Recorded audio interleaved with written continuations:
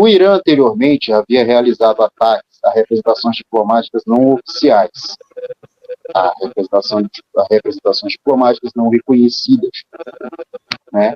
No assassinato do general Soleimani, realizado na época do Trump, o Irã demorou um pouco a responder, mas respondeu atacando bases americanas, etc, etc e tal. Agora, existe uma escalada que o Irã já esperava, tá? Essas situações, o Irã espera até um ataque nuclear israelense, porque existe uma mentalidade geral, tanto na guarda revolucionária quanto nas forças regulares iranianas, de que Israel, ao sentir que está entrando em colapso, usará todas as cartas que tem. Isso não é uma teoria da conspiração, isso é uma coisa meio que óbvia. E se um Estado nuclear com capacidade de ataque em profundidade se vê à beira do colapso, e eu não estou falando de um colapso militar, nenhum exército daquele ao redor de Israel pode derrotar o exército israelense, apesar de ele estar em frangalhos. Primeiro que eles economicamente perderiam, porque todos são exércitos feitos para controlar suas próprias populações, mas o colapso israelense ele é econômico. Israel, se chegar nesse nível, Israel terá como única opção trazer o Irã para uma guerra e assim colapsar a economia do Oriente Médio. E os iranianos, eles sabem disso. E sabendo disso, eu vejo como uma resposta imediata, um ataque à base aérea. A gente que o Irã tem que atacar a base aérea, o Irã tem que fazer esse tipo de coisa, nunca fez e não fará agora. É uma opinião que tenho agora, tá? Dia 1º de abril. Amanhã é dia 2. Tá? Então eu não sei como estará amanhã. Então eu acho muito difícil que seja realizado um ataque em profundidade desse tamanho. O que eu sei é que a pressão sobre Israel ela vai aumentar. Se você for olhar e calcular, o Hezbollah ele está fazendo as populações do norte de Israel serem evacuadas em perímetros. São zonas de segurança do Hezbollah. Porque o Hezbollah está atacando com foguetes em uma profundidade de até 10 quilômetros. Mas em janeiro e fevereiro aumentou para 20.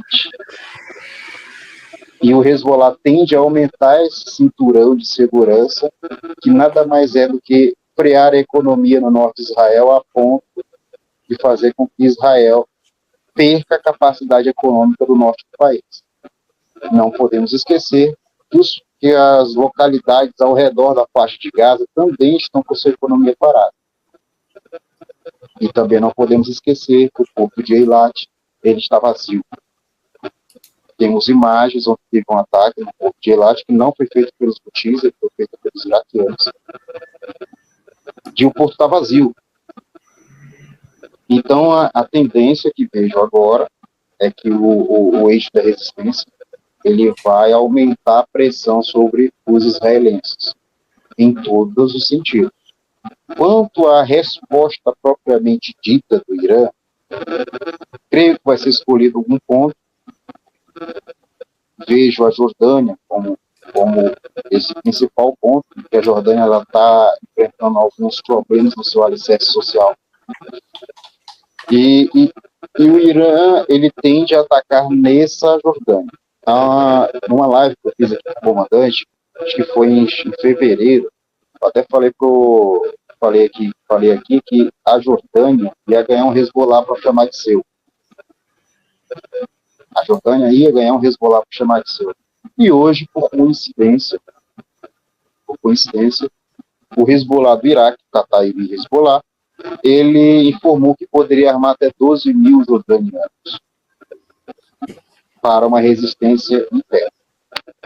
Devemos lembrar que os protestos nesses países árabes eles não servem para nada, porque os principais apoiadores da continuidade do massacre em Gaza, os principais financiadores, gente que está ganhando dinheiro com isso, são árabes.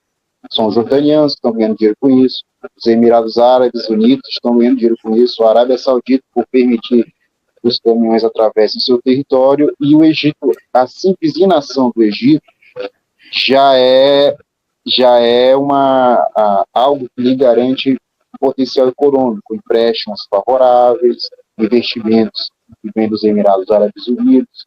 Devemos lembrar que o Egito está na mão do FMI, né? O Egito está na mão de capital estrangeiro. Então, esses países árabes eles são ineptos, eles não servem para nada no que diz respeito à população palestina.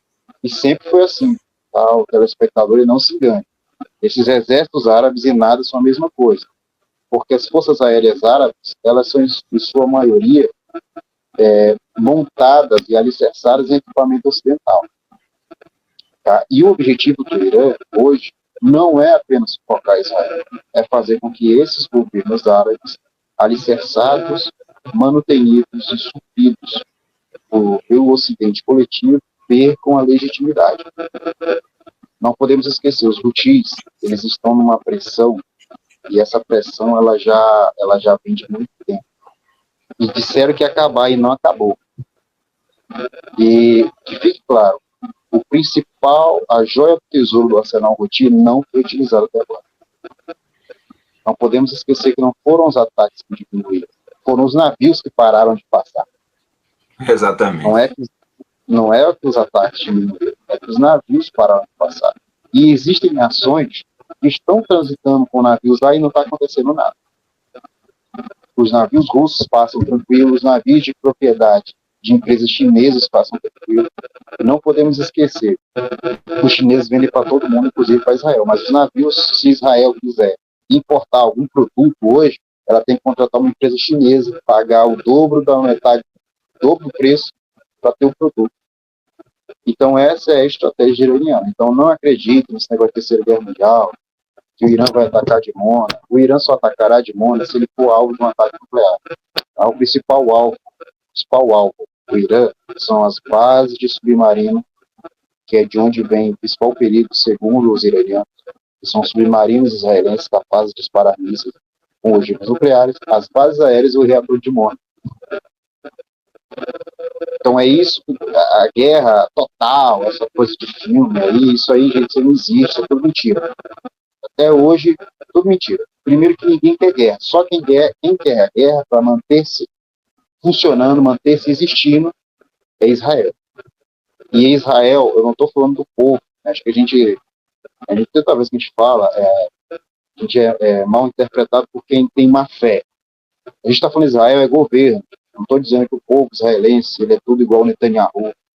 Infelizmente, a gente tem que desenhar, não aqui para a nossa audiência, mas para quem está vindo, né? Tem que desenhar. Não estou falando da população israelense que está fazendo limpeza étnica. Não, é um governo que está lá e está para sobreviver, precisa disso. Esse ataque, ele viola a última... Esse ataque, para mim, o comandante está falando que a ONU vai falir. Esse ataque, para mim, comandante, é o fim da ONU.